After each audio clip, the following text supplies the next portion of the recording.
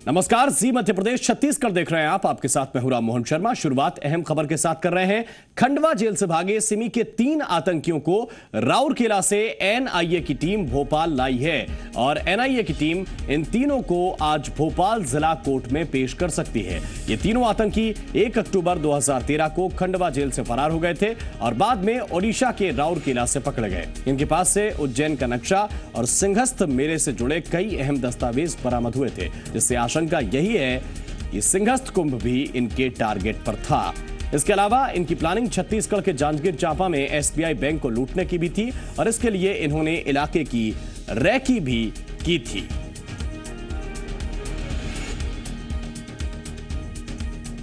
एक अक्टूबर 2013 को खंडवा जेल तोड़कर ये फरार हुए थे आतंकी।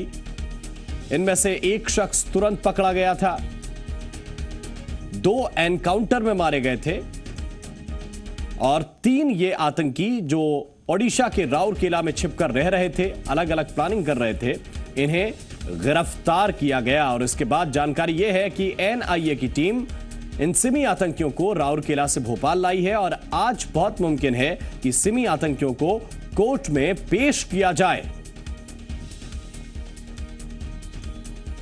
हालांकि आतंकियों से जुड़ा हुआ मसला है, बड़े ही गोपनीय तरीके से सुरक्षा एजेंसियां ये काम करती हैं और इन सब के बीच जानकारी यह है कि सिमी आतंकियों की आज कोर्ट में पेशी हो सकती है।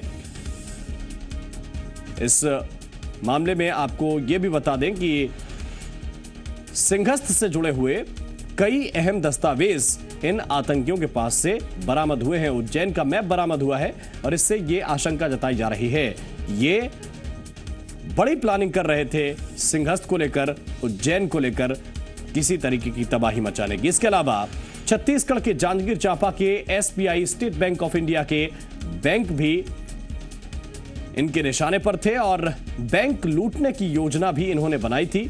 कई दफा जांजगीर चांपा जाकर इन्होंने उन बैंकों की रैकी भी की थी, लेकिन वो बैंक चूंकि भीड़भाड़ वाले इलाके में थे, लिहाजा ये बैंक लूटने में सफल नहीं हो पाए और आज इनकी पेशी भोपाल में हो सकती है।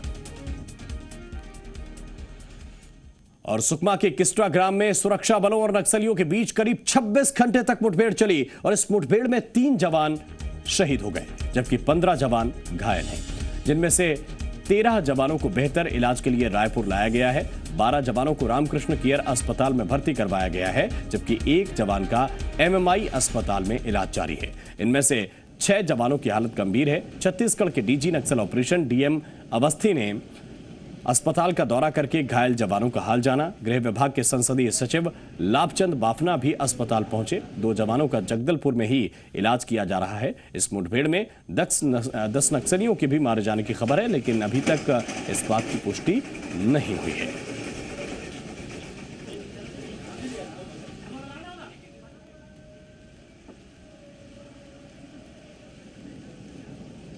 12 लोगों को लाया गया है और 12 जवान जो भी लाए गए हैं वो इतना बोल सकता हूं कि उनके जान का कोई खतरा नहीं है और हम पूरा संभव प्रयास करेंगे। क्रिटिकल हैं सर, 3-4 लोग ज़्यादा क्रिटिकल हैं, बट हमको पूरी उम्मीद है कि हम सबको ख़त्म तो नहीं हुआ था, पर वो लोग एम्बुश लगा के हम लोग को फंसाए थे और हमने तरीके से मुकाबला किया उनका, क्योंकि जंगल उन्हीं का है, उन्हीं का मतलब क्षेत्र है।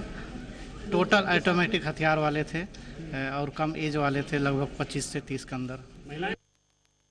बहुत बहादुरी से हमारी फोर्सेस लड़के बाहर निकले हैं और कल रेस्क्यू ऑपरेशन जो चलाया गया, आज सुबह 300-400 लोगों को वहाँ फिर से अंदर भेजा गया था।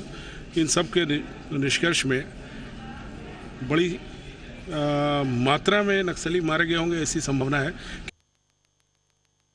साजिश तो बहुत बड़ी थी, मगर उस साजिश में ऐसी किस्टरम और ऐसी एरिया में जाकर अगर हमारे इतने सुरक्षा के जवान लगे हुए हैं, इससे वहाँ के लोगों का मनोबल भी बढ़ा है और जो बड़ी घटना वो अंजाम देना चाहते थे उसमें उनको बहुत बड़ी मुक्ति मिली है, बहुत पराजित होना पड़ा है। और आइए अब आपको 2 तस्वीरें दिखाते हैं।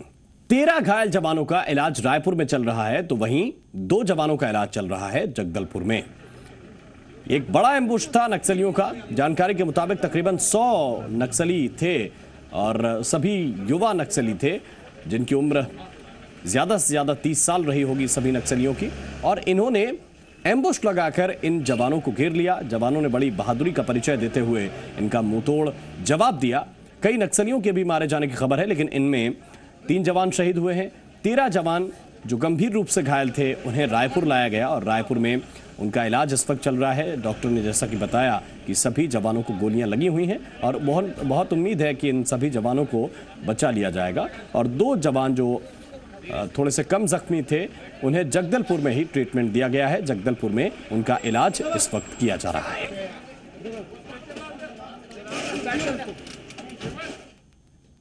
और आइए अब आपको उन जवानों के बारे में बताते हैं जो सुकमा के किस्ट्रा ग्राम में नक्सलियों से लड़ते हुए शहीद हो गए। इनमें लिंगूराम मिंज, लक्ष्मण सिंह और फतेह सिंह शामिल हैं। ये तीनों जवान बहादुरी का परिचय देते हुए शहीद हो गए। फतेह सिंह सिवनी के रहने वाले हैं।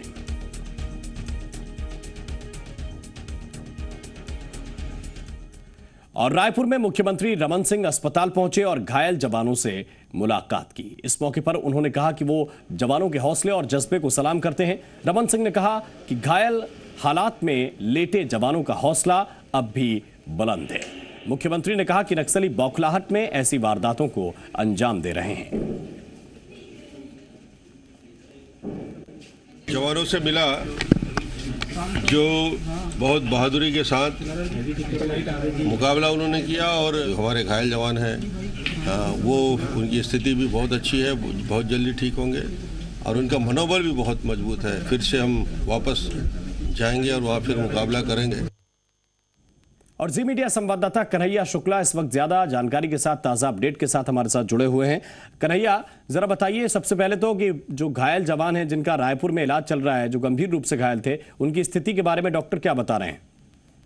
राम, आपको बता दें कि सुकमा ग्राम में नक्सली मुठभेड़ में जो घायल गंभीर रूप से घायल 13 जवान थे, उनको रायपुर लाया गया, जिसमें से 12 जवान घायल जो गंभीर रूप से घायल हैं उनको रामकृष्ण केयर अस्पताल में उनका इलाज चल रहा है, और एक घायल जवान का MMI अस्पताल में इलाज चल रहा है।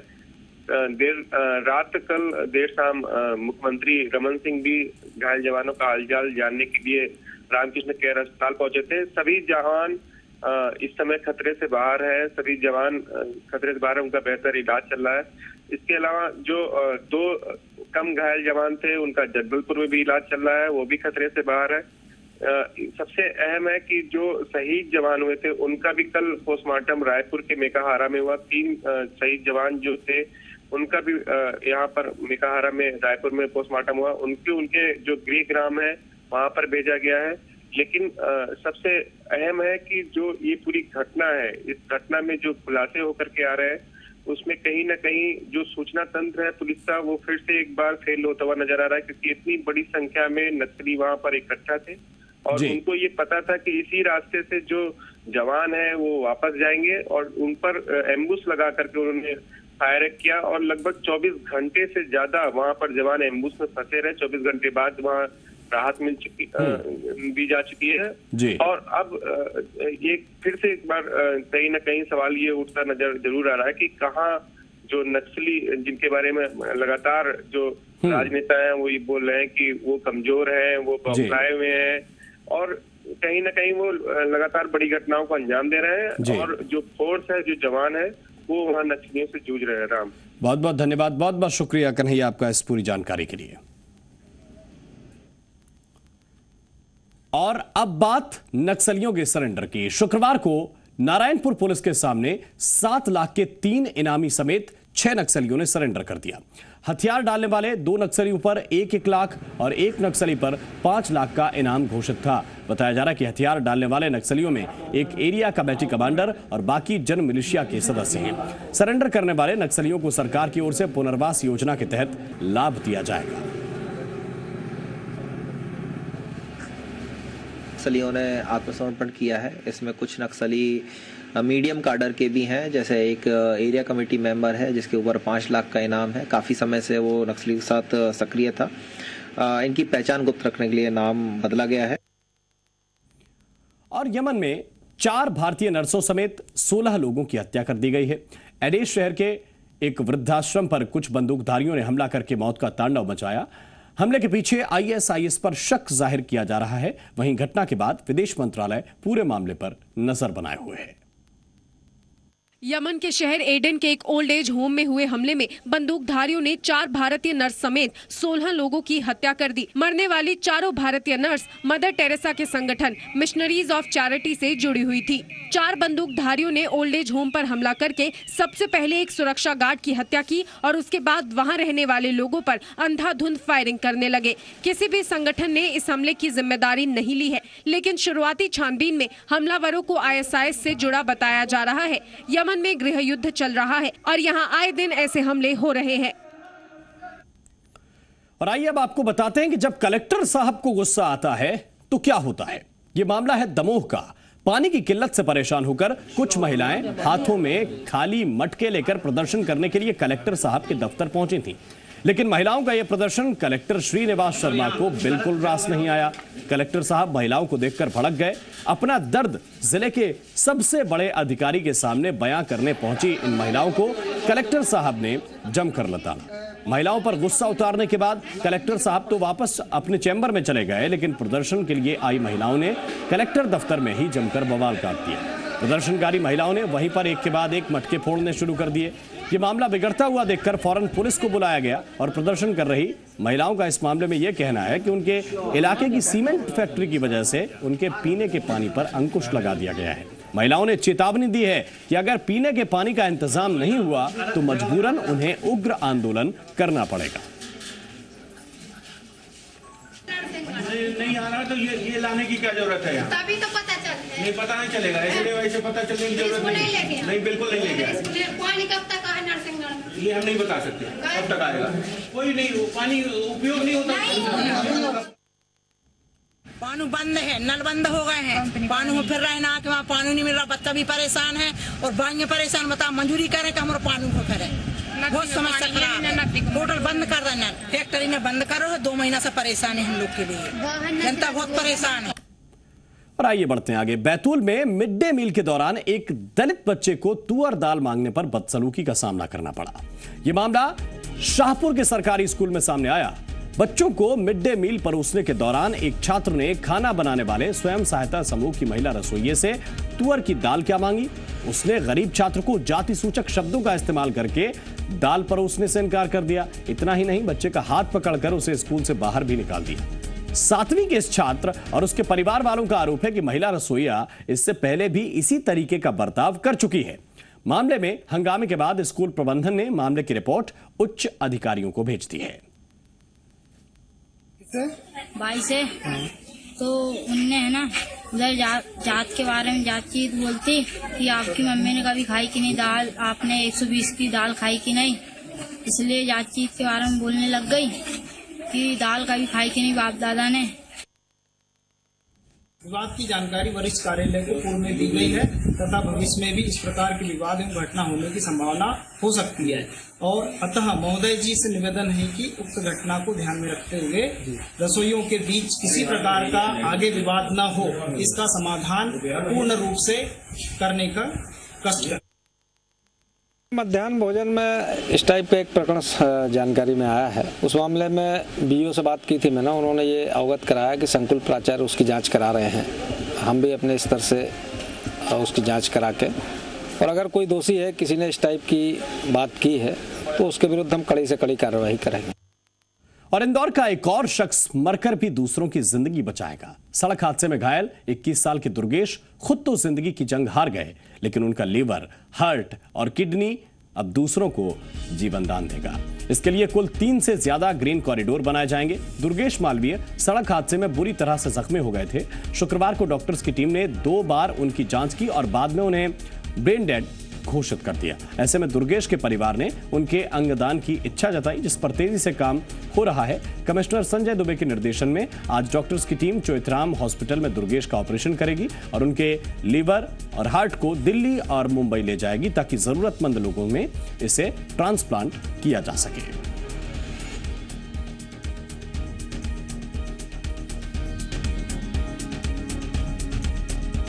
तो आज 3 से ज्यादा ग्रीन कॉरिडोर बनाए जा सकते हैं और वो इसलिए क्योंकि दुर्गेश के जो अंग हैं वो दूर शहरों में उन मरीजों तक पहुंचाए जाएंगे जिन्हें इन अंगों की बहुत जरूरत है। आपको ये घटना एक बार फिर से बता दें, सड़क हादसे में दुर्गेश की ब्रेन हेमरेज से मौत हो गई, ब्रेन डेड उन्हें डॉक्टर्स ने घोषित कर दिया। इसके बाद उनके परिवार वालों ने दुर्गेश के अंगदान की इच्छा जताई, जिसके बाद डॉक्टर्स बुलाए गए और उनके ऑर्गन्स को, उनके अंगों को, जैसे हार्ट है, लीवर है, किडनी है, इन्हें सुरक्षित किया जाएगा और आगे भेजा जाएगा। ज्यादा जानकारी के साथ जी मीडिया संवाददाता शरद व्यास इस वक्त हमारे साथ जुड़े हुए हैं। शरद, क्या जानकारी है, किन किन जगहों पर दुर्गेश के अंगों को भेजने की तैयारी है? देखिए, मुंबई के फोर्टिस अस्पताल और उसके अलावा वेदांता अस्पताल जो दिल्ली नोएडा का है, गुड़गांव का है, वो दोनों ही जगह के डॉक्टर इंदौर आएंगे आज और ऑपरेशन करने के बाद किडनी और लीवर के साथ साथ जो चर्म होता है उसे भी निकाल लिया जाएगा। यहाँ पर दुर्गेश मालवीय, उसकी कुछ दिनों पहले एक एक्सीडेंट हुआ था जिसमें उसकी मौत हो गई थी। उसके बाद उसके परिजनों ने निर्णय लिया कि उसके जो अंदर के पार्ट्स है, जो ऑर्गन्स है, वो किसी जरूरतमंद को दे दिए जाए। इसी के चलते फैसला लिया गया और आज इसके लिए 11:30 बजे तकरीबन सुपर कॉरिडोर बनाया जाएगा, जिसमें एक गुड़गांव, एक पार्ट गुड़गांव, एक पार्ट मुंबई जाएगा और उसके अलावा एक पार्ट अरबिंदो अस्पताल या फिर बॉम्बे हॉस्पिटल में किसी जरूरतमंद को लगेगा। तो इस तरह से 3 से 4 जिंदगियों को आज दुर्गेश मालवीय के पार्ट्स लगाकर उन्हें जीवित किया जाएगा। तो निश्चित तौर पर कहीं ना कहीं ये जो छठी बार है, राम आपको बता दें कि छठी बार हो चुका है जिसमें इस तरह के ऑर्गन यहाँ पर डोनेट किए जा रहे हैं। तो भारत में इंदौर का स्थान प्रथम स्थान पर है जहाँ पर ये ऑर्गन डोनेशन का काम बहुत तेजी से होता है। जी बिल्कुल, बहुत बहुत धन्यवाद, बहुत बहुत शुक्रिया शरद आपका इस पूरे अपडेट के लिए। और बड़ी अच्छी बात है कि लोग अब इस तरीके से लोगों की जिंदगी बचाने के बारे में भी सोचने लगे हैं।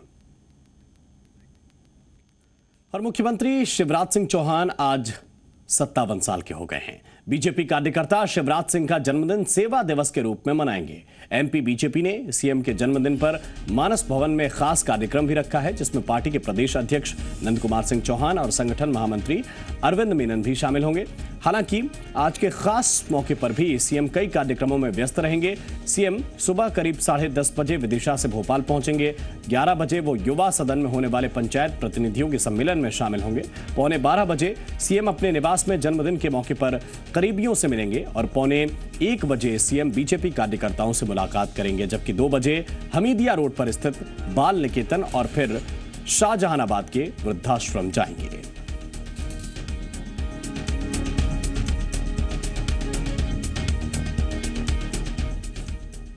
और मध्य प्रदेश में बच्चों के मामा के नाम से मशहूर सीएम शिवराज सिंह चौहान ने अपनी दत्तक बेटी रिंकी की बड़े ही धूमधाम के साथ शादी की। रिंकी की शादी के लिए विदिशा के बड़े गणेश मंदिर को दुल्हन की तरह सजाया गया था। सीएम शिवराज ने पहले बारातियों का स्वागत किया और फिर पत्नी साधना के संग मिलकर रिंकी का कन्यादान कर बेटी को हमेशा के लिए अपने घर से ससुराल विदा कर दिया। लेकिन आज तो मन से ये भाव निकल रहे हैं, बाबुल की दुआएं लेती जा तुझको सुखी संसार मिले, मैं की याद ना आए कभी ससुराल में इतना प्यार मिले। दुख तो बहुत हो रहा है, ये जा रही है, लेकिन विदिशा में शादी है तो कोई दिक्कत की बात नहीं है, मिलती रहूंगी इससे। सीएम ने किया बेटी का कन्यादान, शिवराज के घर गूंजी शहनाई, नम हुई आंखें, खुशी से छलके आंसू, बाबुल शिवराज के घर से बेटी हुई विदा। विदिशा की बेटी रिंकी जब अपने बाबुल शिवराज सिंह चौहान के घर से अपने पिया भंवरलाल मेहरा के घर चली तो बेटी की विदाई देख सीएम शिवराज सिंह और मां साधना सिंह की आंखें भर आई। सीएम शिवराज की बेटी रिंकी की शादी के लिए विदिशा के बड़े गणेश मंदिर को दुल्हन की तरह सजाया गया था। रिंकी के दरवाजे पर जब गाजे बाजे के संग बारात आई तो स्वागत के लिए खुद सीएम शिवराज हाथ जोड़कर खड़े थे। अपने 57वें जन्मदिन से ठीक एक दिन पहले सीएम शिवराज सिंह चौहान ने बेटी रिंकी का ब्याह कर घर से विदा किया तो आओ भगत देखकर बारातियों की आंखें भी नम हो गई और सीएम शिवराज का गला भर गया। दो परिवार एक हो रहे हैं, जैसा मायके में उसको प्यार मिला है, दौड़ दौड़ के मेरी पत्नी भोपाल से यहाँ सदैव भागती रही कि बेटियां कैसी है, पढ़ाई लिखाई चल रही कि नहीं चल रही, कोई दिक्कत परेशानी तो नहीं है। जैसा हमने ध्यान रखा वैसा वो भी ध्यान रखेंगे ये मेरा विश्वास है। साल 2000 में जब रिंकी के सिर से माता पिता का साया उठ गया तो शिवराज सिंह ने 6 साल की रिंकी को गोद लेकर बेटी बना लिया। बेटी रिंकी की शादी और बारातियों की खातिरदारी में कोई कोर कसर बाकी ना रह जाए, शिवराज की पत्नी साधना सिंह ने जिले के प्रभारी मंत्री रामपाल सिंह राजपूत के साथ कई दिनों से खुद मोर्चा संभाल रखा था। बेटी की हल्दी, मेहंदी से लेकर हर रस्मों रिवाज का शिवराज और साधना ने खुद खास ख्याल रखा। इस खास शादी के लिए सोशल मीडिया पर लोगों को शादी का न्योता दिया गया था। रिंकी की शादी के पल को खास बनाने के लिए शिवराज कैबिनेट के कई मंत्री, विधायकों के साथ कई नामी लोगों ने भी शिरकत की। आदरणीय भाभी जी स्वयं सारी व्यवस्थाओं को देख रही हैं। पिछले 4 दिनों से निरंतर वो बारात आगमन से लेके और विदाई तक की सारी व्यवस्थाएं वो स्वयं देख रही हैं और उन्हीं के कुशल नेतृत्व में हम कार्यकर्ताओं की टीम उनके साथ लगी हुई है। रामरूपी बेटी है जो उनकी, उसका विवाह कर रहे हैं बड़ी धूमधाम से। गत वर्ष भी एक विवाह बड़ी बेटी का किया था। 5 बेटियां अभी और हैं और श्रद्धा और विश्वास के साथ बड़ी धूमधाम से माननीय मुख्यमंत्री जी, माननीय बहन जी, पति पत्नी दोनों बड़ी श्रद्धा के साथ धर्म विवाह कर रहे हैं। मुखर्जी नगर के श्री सुंदर देवी सेवा आश्रम में शिवराज की दूसरी बेटी रिंकी की शादी का पूरा विदिशा गवाह बना। सबने वर वधू को बधाई दी। घर से बेटी को विदा करते हुए सीएम शिवराज ने भगवान से कामना की कि मेरी बेटियों की तरह मध्य प्रदेश की हर बेटी की जिंदगी खुशियों से भर जाए। अमित श्रीवास्तव के साथ ब्यूरो रिपोर्ट, जी मीडिया, विदिशा।